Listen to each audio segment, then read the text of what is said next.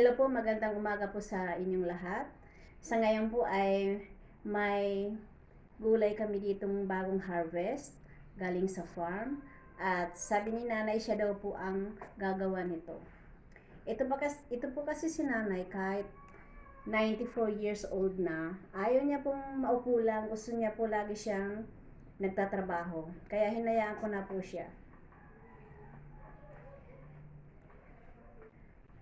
Nay, anong gulay ito, Nay? Green. No, hindi kulay. Anong gulay? Pako. Pako. Di ba masarap to? Anong ilalahok natin? Paska tinapa.